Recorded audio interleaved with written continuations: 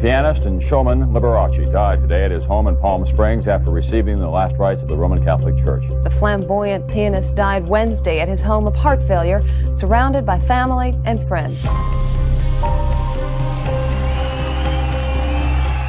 Liberace foi um dos performers mais carismáticos de sua geração. Sua ascensão meteórica à fama nos anos 50 fez dele o artista mais bem pago do mundo. When I first played here in 1944, I got $750 a week. And now my salary is in six figures.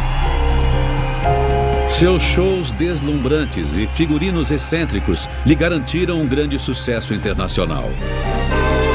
Among stars lucky enough to be presented were Liberace. While the Queen talks to Alfred Marks, the Prince has a joke with Liberace. It was a very happy evening, Her Majesty is reported as saying. Mas em 4 de fevereiro de 1987, Liberace é declarado morto em sua casa em Palm Springs, na Califórnia.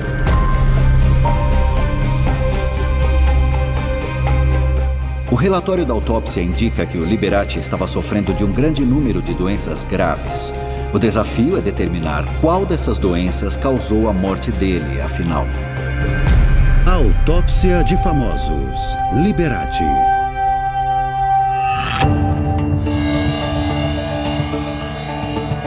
O Dr. Jason Payne James é um especialista em medicina forense legal, reconhecido internacionalmente. Ele trabalha para a Agência Nacional de Crime do Reino Unido, para a Polícia Metropolitana de Londres e para forças-tarefas americanas e britânicas e já forneceu evidências em inúmeros casos de destaque. A morte do Liberace tem sido tema de controvérsia. Existem duas versões conflitantes e totalmente diferentes de como ele morreu.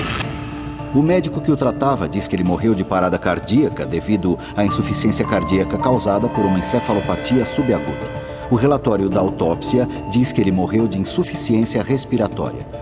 E por que existem dois relatórios oficiais discrepantes? Do que ele realmente morreu? As circunstâncias que cercam a morte de um dos artistas mais populares do mundo estão envoltas em mistério. O médico de Liberace assinou um atestado de óbito, mas o legista não ficou satisfeito. It is my firm belief that somebody along the line wanted to pull a fast one on us. Ele suspeitou de uma mentira e 2 dias depois ordenou que o corpo fosse removido da funerária para uma necropsia, enquanto milhões de fãs ao redor do mundo ainda estavam de luto. 22 de janeiro de 1987. 2 semanas antes de sua morte, Liberace está em sua mansão em estilo colonial em Palm Springs, na Califórnia. Quando acorda pela manhã, ele está se sentindo mal e sofre de uma desconfortável infecção na garganta. Ele é examinado por seu médico, Dr. Ronald Daniels. Liberace tem 67 anos, está cansado e doente, mas sua carreira ainda está saudável. Ao longo de 50 anos, ele amealhou uma fortuna de mais de 100 milhões de dólares. Ele era amável, gentil, atencioso, inacreditavelmente generoso e um artista maravilhoso. Oh, I gotta tell you, so many people here have asked me whether this is my piano, and I'm rather proud to say it is. There are only 2 in the whole world like it. Todo mundo que o conhecia o adorava totalmente. I got both of them.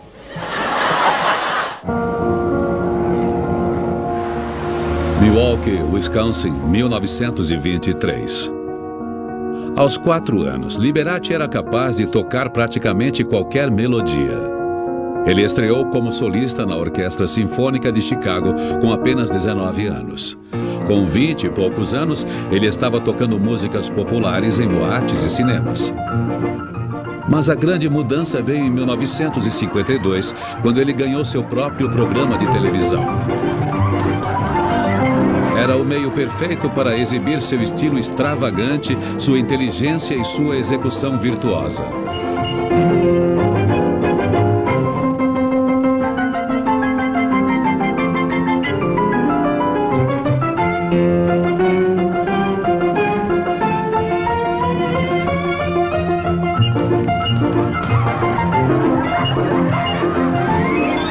35 milhões de americanos o assistiam regularmente. Liberati se tornou uma celebridade nacional. Ele era muito meticuloso em todas as apresentações. Ele sabia exatamente o que queria.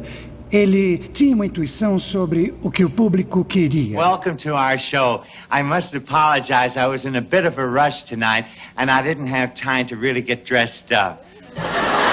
E ele dava às pessoas que iam ver tudo o que elas queriam em abundância. Nos anos 60, Liberati estabeleceu sua própria marca, com números impressionantes e figurinos bastante extravagantes, ganhando o título de Mr. Showmanship, algo como Senhor Espetáculo.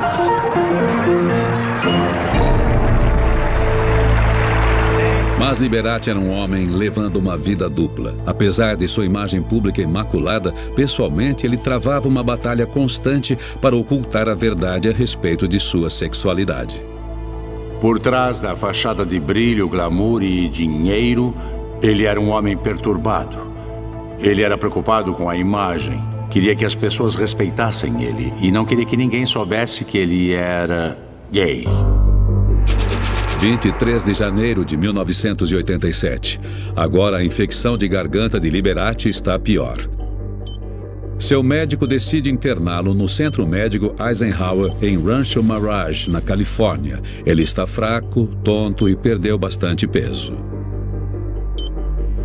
Analisando o relatório da autópsia, a primeira coisa que eu percebi é que o Liberati estava sofrendo de anemia quando foi para o hospital. Anemia é uma condição em que existe um número inadequado ou insuficiente de glóbulos vermelhos.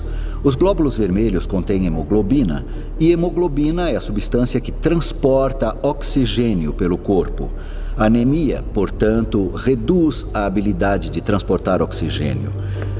Existem inúmeras causas possíveis para a anemia. De longe, a mais comum é deficiência de ferro ou vitaminas.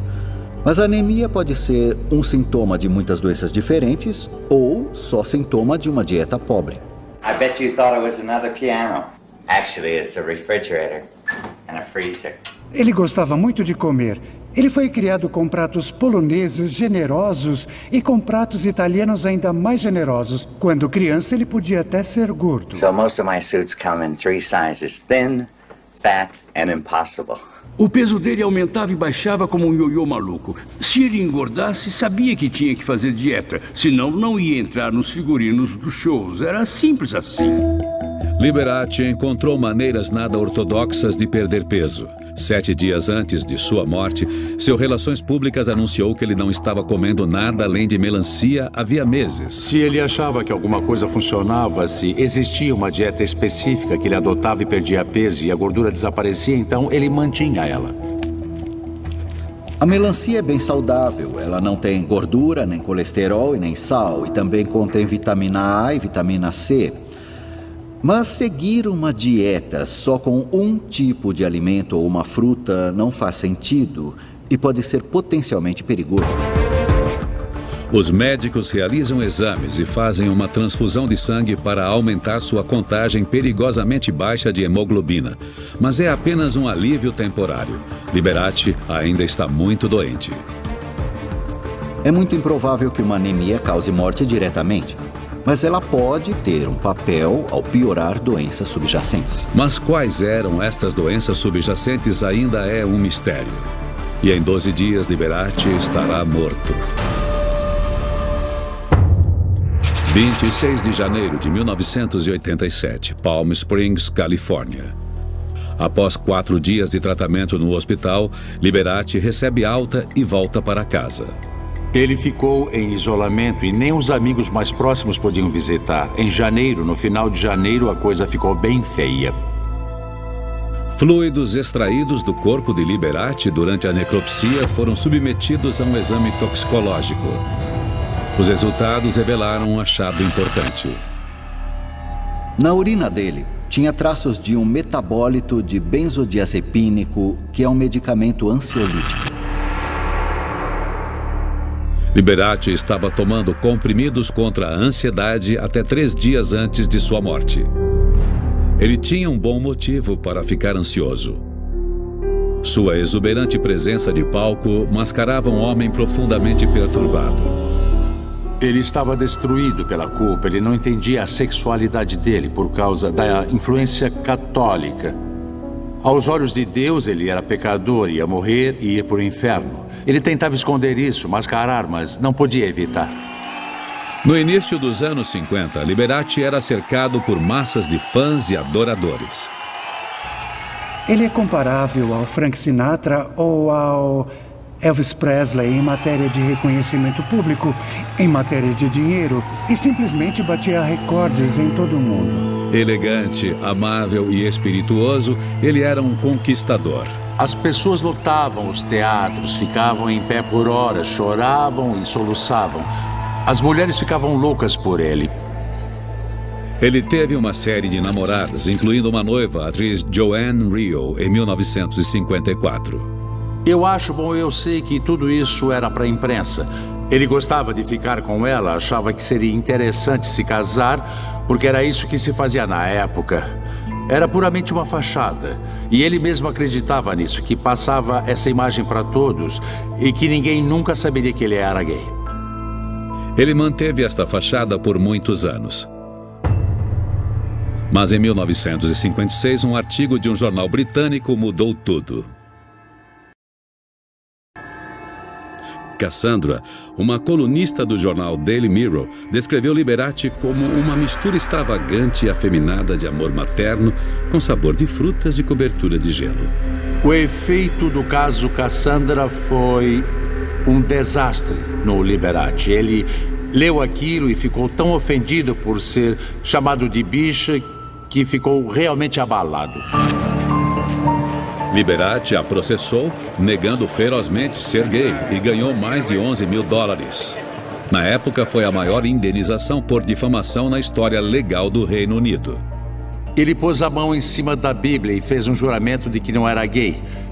Então, pelo resto da vida, se ele desse sinais ou se existisse algum sinal de que ele era gay, ele tinha medo de voltar para o tribunal pela grande repercussão na Inglaterra quando ele ganhou. Na verdade, ele era um homem que protegia a identidade dele bravamente e a vida privada com força. Bom, ele tinha uma identidade totalmente selada e alguém estava tentando romper essa barreira. E eu acho que isso deve ter causado uma dor psicológica imensa nele, porque ele sabia o que ia significar se isso fosse descoberto. Ele ia perder bastante coisa. Ele ia perder os fãs, ele podia ser até rejeitado socialmente e marginalizado e ridicularizado. Todas essas coisas eram possibilidades. Ele repetiu a negação em 1982, quando seu ex-chofer e amante, Scott Thorson, entrou com uma ação judicial contra ele.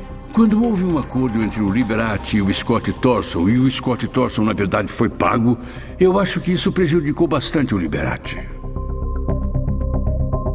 A publicação de detalhes embaraçosos sobre sua sexualidade forçou Liberace a aceitar um acordo extrajudicial. Brigar constantemente com a imprensa e processar veículos por matérias divulgadas sobre a sexualidade dele pode ter causado uma pressão emocional muito grande. E o medo da rejeição social, o medo do julgamento e a chance de perder tudo eram muito grandes. O ansiolítico revelado pela necropsia oficial pode ter trazido alívio para um homem que lutava para manter sua vida privada em segredo. 26 de janeiro de 1987. Uma transfusão de sangue melhorou a anemia de Liberace, mas ele ainda está gravemente doente. Ele estava fraco, estava frágil, tinha os olhos fundos, a aparência dele não era nem sombra do que tinha sido. Sintomas que podem ter sido causados por uma doença crônica de longo prazo. O relatório da autópsia indica que o Liberace sofria de enfisema. Enfisema é uma doença pulmonar em que a estrutura interna dos pulmões é destruída progressivamente. As menores estruturas do pulmão são os alvéolos, cavidades onde o ar respirado passa o oxigênio para a corrente sanguínea. No enfisema, esses alvéolos são destruídos, então a quantidade de oxigênio que pode ser fornecida ao sangue é reduzida. O relatório da autópsia mostra que o Liberace tinha um grave enfisema. Então é bem provável que ele tivesse falta de ar, algum chiado e talvez tosse persistente. Há pouca dúvida sobre o que provocou o enfisema de Liberati. He admires Britain and the British very much, especially our quaint line in ashtray. Ele foi fumante inveterado por muitos anos. Eu acho que ele fumava. No começo, porque era o que as pessoas faziam, era a moda. Depois, quando o tempo passou, ele gostava de fumar, então continuou. Ele fumou muito até o fim. A fumaça do cigarro contém uma mistura tóxica de 7.000 substâncias, incluindo benzeno e dióxido de nitrogênio, que atacam os pulmões e os deixam suscetíveis a infecções. Então, somente o enfisema poderia ter matado Liberati? O enfisema pode ser um risco à vida e, associado com uma infecção pulmonar, reduz a quantidade de oxigênio que entra na corrente sanguínea. E o relatório da autópsia mostra que, na época da morte dele, era exatamente o que o Liberati tinha.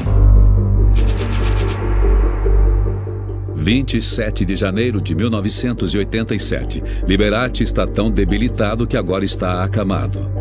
Sua dificuldade para respirar piorou e uma enfermeira cuida dele o tempo todo. Liberati estava sofrendo de uma infecção pulmonar grave, uma broncopneumonia.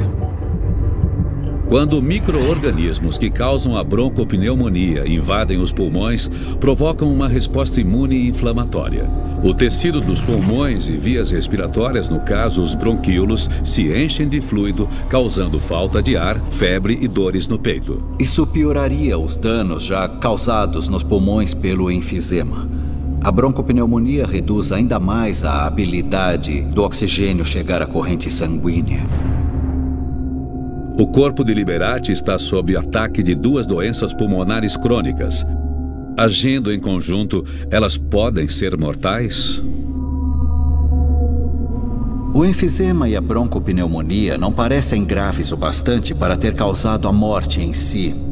Então devia existir alguma outra doença subjacente ou condição que no fim provocou a morte dele. Uma investigação revela que Liberati, de fato, sofria de outra doença potencialmente mortal. O relatório da autópsia indica que o coração do Liberati estava significativamente grande e significativamente lesionado. 3 de novembro de 1986, cidade de Nova York.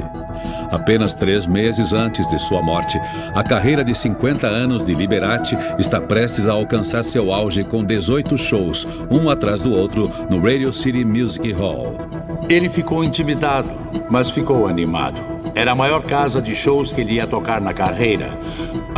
E ele não gostava de lugares grandes porque tinha medo que as pessoas não viessem, mas elas vieram aos montes.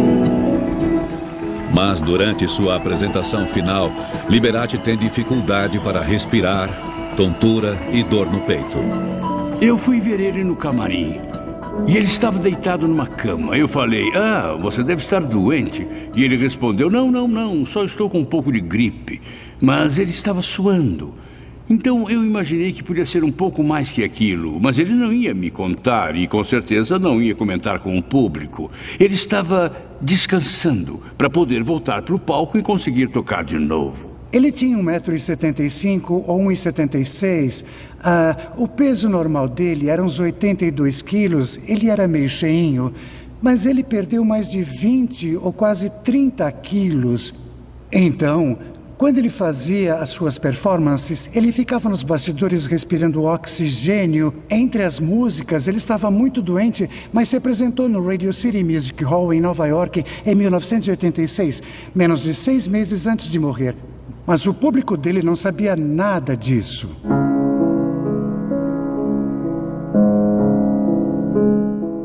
Ele estava tão fraco que não conseguia sair do banco do piano para fazer sua reverência típica. Todo mundo ficou surpreso nos bastidores, porque isso foi um choque.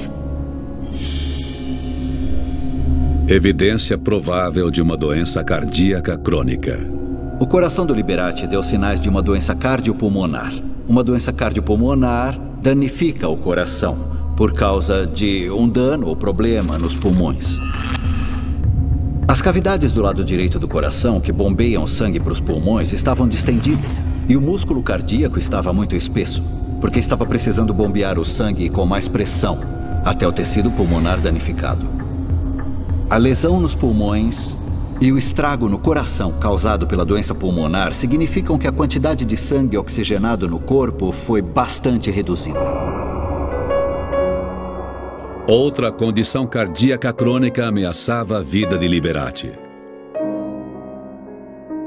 Também tinha um dano importante no lado esquerdo do coração causado por alterações na válvula mitral, a válvula que controla o fluxo de sangue nas principais cavidades do coração. Durante cada batimento cardíaco, a válvula mitral se abre para permitir a passagem de sangue da cavidade superior para a cavidade inferior e se fecha novamente para evitar que o sangue retorne. O dano no lado esquerdo do coração pode ser explicado pelo mau funcionamento da válvula mitral. Quando nós somamos o problema do lado direito do coração, causado pela doença pulmonar, e o do lado esquerdo do coração, associado ao problema da válvula mitral, todo o coração fica num estado muito perigoso. A saúde deteriorada de Liberati fica clara pela sua aparência em um programa de TV 6 semanas antes de sua morte. Ele foi maquiado. Tentaram esconder o máximo possível a aparência doente, mas ele estava frágil. Não perceberam que ele estava mal e quando o programa acabou, ele quase desmaiou. Foi sua última aparição na televisão. Então, uma combinação de doenças cardíacas e respiratórias o teria matado? Liberati tinha 2 doenças pulmonares significativas, enfisema e broncopneumonia. Ele também tinha 2 anormalidades cardíacas relevantes. Essas condições, na ausência de outras doenças ou males, pode ter resultado na morte dele. Mas no caso do Liberati, acho que nós temos que olhar além. O mistério se aprofunda. Exames toxicológicos realizados em fluidos retirados do corpo de Liberati revelaram um pequeno traço de um medicamento ansiolítico. Mas não havia sinal de antidepressivos, analgésicos nem de outra droga significativa. Apesar das condições, nós sabemos o que o Liberati tinha. O relatório toxicológico mostra que ele não estava tomando nenhum medicamento que até seria esperado que ele tomasse. Suas condições não tinham tratamento ou existe outra explicação? Pittsburgh, 22 de novembro de 1963. 23 anos antes de sua morte, Liberati vai se apresentar em um clube no distrito de North Hills. Seu figurino precisa ser limpo, mas sua camareira está ocupada com outras tarefas. Ele falou, eu posso fazer isso sozinho. Então decidiu limpar as roupas, já que ia economizar tempo e dinheiro.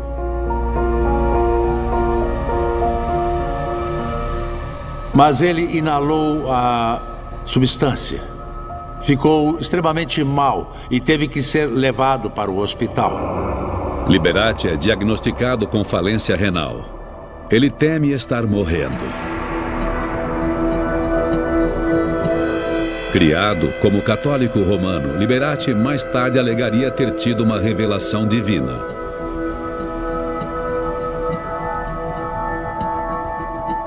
Ele teve uma visão e essa visão foi uma freira que apareceu e falou para ele que ele ia ficar bem. A freira pede para que ele reze a Santo Antônio, o santo dos milagres.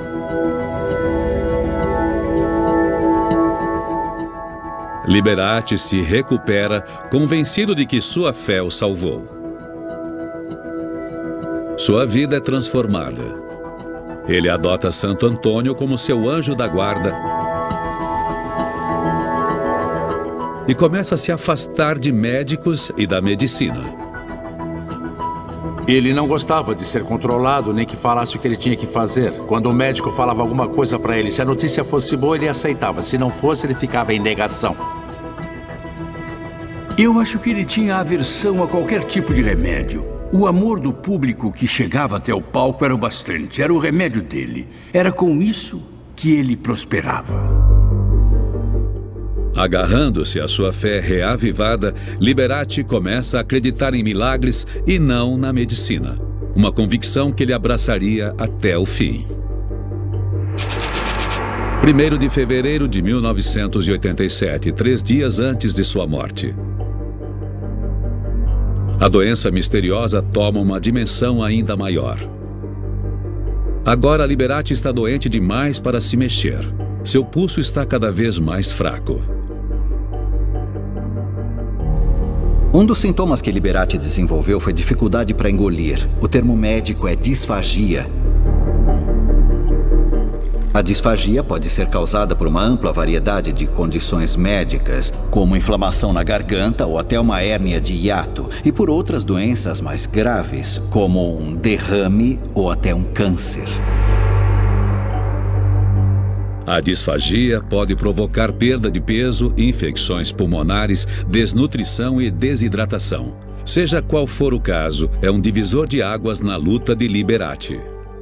A importância disso é que ela marcou o início da última fase da vida do Liberati. O Liberati foi uma pessoa que tinha o controle total da imagem, do corpo, da mente e da voz. Para um homem muito mal, com várias doenças, impotente e sem o controle do próprio corpo.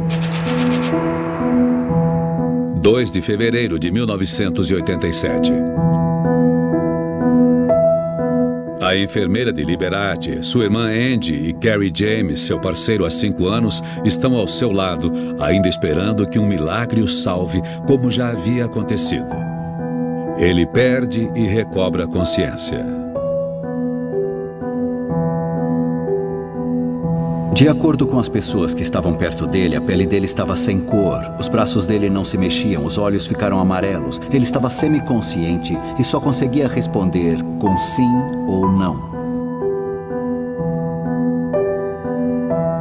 Mas o que poderia explicar seus problemas com fala e mobilidade? Eu também vi no relatório da autópsia que o Liberati estava sofrendo de atrofia cerebral, uma condição em que os neurônios e outras células de suporte morrem no cérebro. No caso do Liberati, a atrofia cerebral era nas laterais e na base do cérebro, de forma assimétrica, o que sugere que ela não era congênita e não era traumática, mas pode ter sido associada ao suprimento reduzido de sangue ou alguma outra anormalidade cerebral importante. Uma investigação posterior revelou a causa mais provável. Uma análise microscópica mostrou que existiam nódulos microgliais no cérebro, e eles podiam estar associados com demência precoce. O histórico médico de Liberati indica que durante um exame, uma semana antes de sua morte, seu médico também havia diagnosticado apraxia, ou dificuldade de movimentação, mudança de personalidade e demência. Então essa é a base mais provável para o médico dele ter usado o termo encefalopatia subaguda no atestado de óbito. Na verdade, é um termo bem vago para descrever problemas gerais ligados ao cérebro. A atrofia cerebral poderia ser a causa da morte? Nós sabemos que as alterações patológicas no cérebro do Liberati são responsáveis pela demência. Essa demência se manifestou com uma mudança de personalidade e também com a apraxia, que é a dificuldade para se mover. Mas eu não achava que essas foram as principais causas da morte. Então eu precisei investigar mais. Seja qual for a agonia trazida por suas últimas horas, Liberati está determinado a morrer em sua própria casa, sem a presença de médicos. Os médicos podiam falar alguma coisa que ele não queria ouvir e confrontá-lo com a verdade. Se ele era um homem que passou boa parte da vida escondendo um lado dele e mentindo para o mundo todo, a última coisa que ele ia querer era ser confrontado com alguma verdade, como você está doente ou a dor que está sentindo é real. Sem a ajuda de nenhum medicamento e sustentado somente por sua fé, o corpo de Liberati começa a entrar em colapso. O relatório da autópsia indica que uma análise microscópica do baço e dos linfonodos do Liberati demonstrou uma perda clara de linfócitos. Os linfócitos são produzidos pelo baço, um órgão do tamanho de uma mão fechada localizado no abdômen. Sua principal função é filtrar o sangue e criar novas células sanguíneas. Juntamente com os linfonodos, ele desempenha um papel vital no sistema imunológico. Com a taxa de linfócitos perigosamente baixa, Liberati está tão debilitado que seu corpo está perdendo a capacidade de se defender. 4 de fevereiro de 1987. Agora, Liberati está em coma. Eu saí de Los Angeles às 7 horas, cheguei em Palm Springs às 9 e fui a última pessoa a ver ele. Ele estava muito mal. Ele estava se agarrando à vida naquela hora. Às 11 da noite, a respiração do Liberati ficou lenta. A força dele estava claramente se esgotando. Então eu peguei a mão dele, me inclinei até ele e falei na orelha dele. Eu disse para ele relaxar, porque ele estava tentando aguentar desesperadamente. Ele não queria morrer, ele não achava que ia morrer, ele achou que ia sair dessa.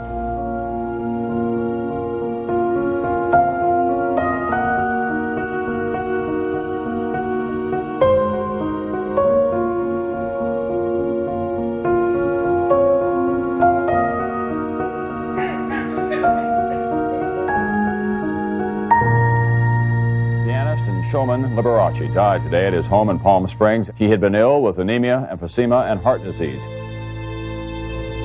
Eu saí da casa, estava sozinho no carro voltando para Los Angeles e ouvi a notícia de que o Liberati tinha morrido em Palm Springs. E eu fiquei arrasado porque ainda estava lá, ainda estava espiritualmente com ele. Foi de cortar o coração. Eu chorei durante todo o caminho. Minha primeira reação quando o Seymour Herler, ex-empresário dele, me ligou foi de descrença total. Eu não achava que aquilo fosse possível.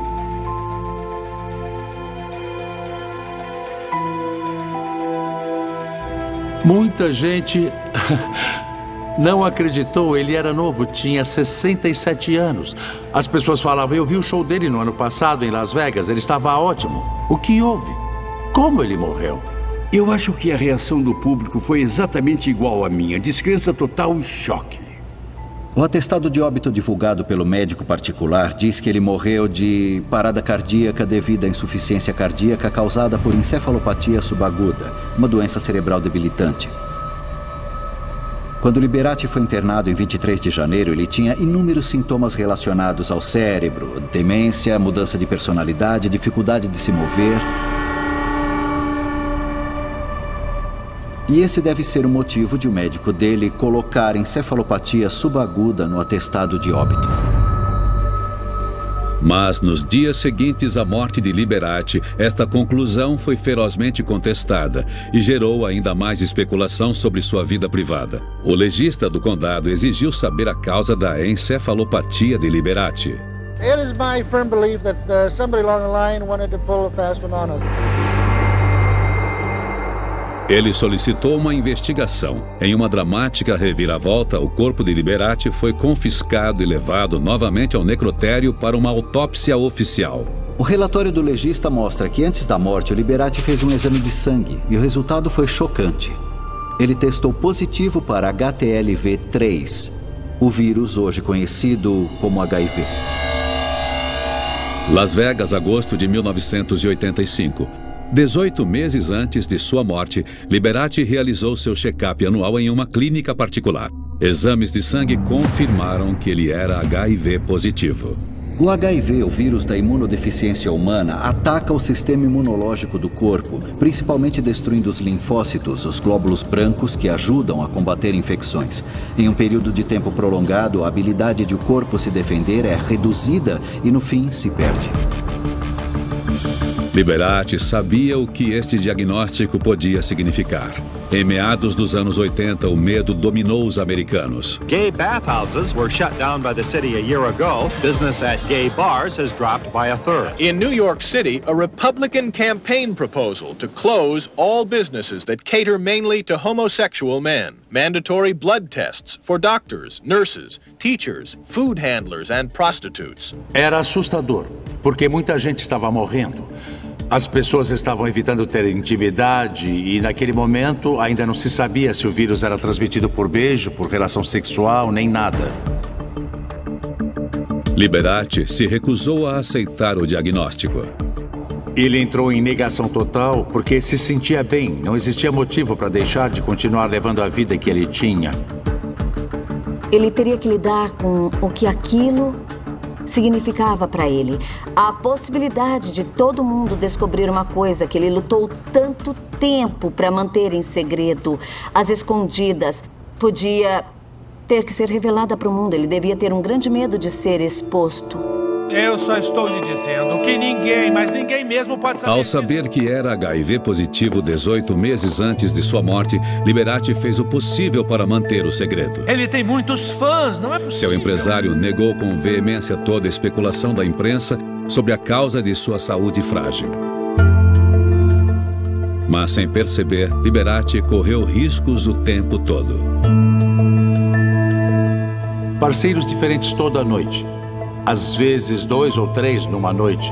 Na piscina, debaixo da mesa, em todo lugar que podia, ele fazia. O Liberati era um homem muito aberto. Ele gostava de sexo e nesse mundo, e naquele mundo, tinha um monte de homem que queria ir para a cama com alguém famoso. O Liberati estava sempre caçando, sempre estava procurando uma diversão nova. E ele achava. Por causa de todo o brilho e daquele estilo de vida, ele conseguia atrair gente e tinha uma paixão pelos menos favorecidos, por garotos de programa de rua e, enfim, se alguém se igualava a ele em estilo de vida, ele não queria ninguém do cenário das celebridades. Na verdade, ele vivia com várias identidades diferentes de uma vez. Ele tinha uma personalidade pública que era muito extravagante, muito exibida, e uma personalidade privada que era o lado da homossexualidade, do estilo de vida gay, e essas duas nunca se encontraram. Nos anos 80, muitos temiam que um diagnóstico de HIV fosse uma sentença de morte, mas o vírus em si não é fatal. Mesmo sem tratamento, o HIV pode não causar sintomas por muitos anos e muitas pessoas nem chegam a desenvolver a AIDS. Mas nós sabemos que o Liberati estava sofrendo de doenças cardíacas e pulmonares potencialmente letais. Então, o que é que realmente o matou? O corpo de Liberati foi atacado por doenças cardíacas e pulmonares crônicas, HIV e demência, mas nenhuma delas foi a doença assassina e a causa de sua morte permaneceu desconhecida. Uma investigação posterior revela uma pista perturbadora. Uma análise microscópica do tecido removido na hora da autópsia do Liberati mostrou que ele estava sofrendo de uma infecção generalizada de um vírus conhecido como citomegalovírus. É a descoberta que o Dr. Penn James estava procurando. O citomegalovírus está no ambiente ao nosso redor e normalmente nosso sistema imunológico nos protege contra ele, prevenindo a infecção. Se o nosso sistema imunológico está comprometido de alguma forma, por exemplo, por causa do uso de drogas, de uma infecção ou por causa do HIV, nossos órgãos podem ser danificados. Fica claro, no caso do Liberati, que as glândulas suprarrenais, o esôfago, o fígado e o baço tinham sido afetados. Liberati não tinha só a infecção pelo HIV, ele tinha desenvolvido AIDS. Esta descoberta muda completamente a compreensão sobre a morte de Liberati. O enfisema nos pulmões e a doença no coração não tiveram nada a ver com isso. Mas todos os outros sintomas, a infecção na garganta, a dificuldade para engolir, a infecção pulmonar, a atrofia cerebral e a baixa de linfócitos se encaixam em um padrão lógico: o diagnóstico de HIV e AIDS. O vírus HIV comprometeu tanto o sistema imunológico que o corpo dele não conseguia mais combater a infecção com eficácia. E uma infecção oportunista, como o vírus, atacou e se proliferou no corpo dele, danificando os órgãos internos e, no fim, provocando a morte do Liberati. Mas um mistério ainda permanece. Por que o legista ordenou que o corpo de Liberati fosse confiscado e removido da funerária? Eu diria que foi uma revelação da sexualidade após a morte e não pelo desejo de descobrir a verdade científica.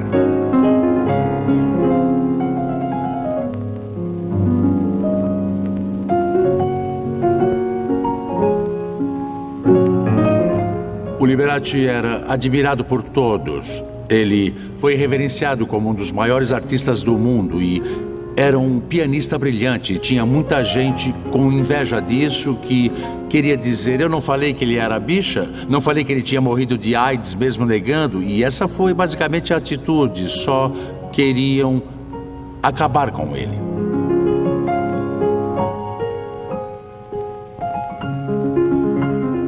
Hoje, medicamentos antirretrovirais são amplamente usados para tratar e controlar a infecção por HIV. A Agência de Controle de Drogas americana liberou o primeiro destes medicamentos menos de um mês após a morte de Liberace.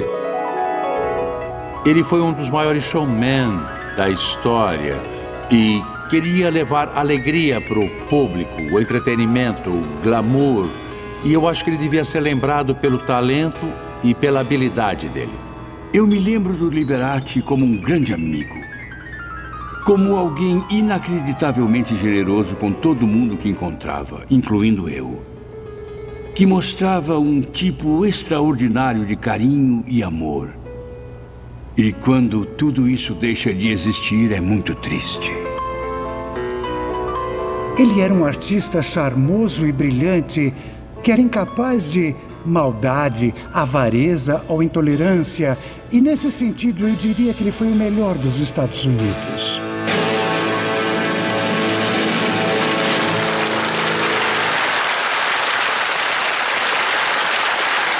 Versão brasileira, Vox Mundi.